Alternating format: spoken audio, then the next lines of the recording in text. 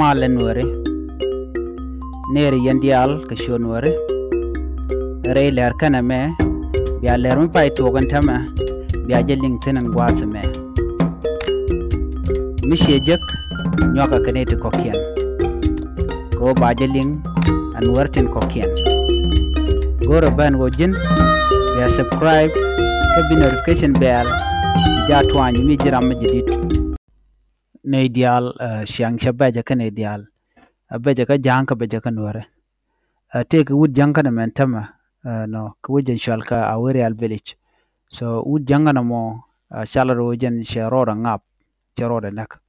you know ngap roda ko jen chaga kan shek da la take ga to chikana role na mishika roala den charo chunak cheroda ngap ko alo cherodak cha chek cha ya ka police ni ko ti ke jen wo ngum nak show do roda ke je so man chala da netin content gwas mo man nak jang mo roda tin no chala do ala chiang ke bej ala economic antekatin chi chiang ke bej ala wut che gu jen o chala chelong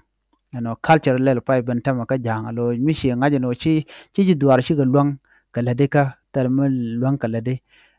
mudir ka miet ka je no chila che luang ka teram logi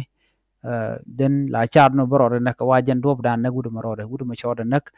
ko chewe ngum de lel kano te lan mo luanga te lat kume e gud jankan mo okay ajana na chitu gono mo so ne me chale domestic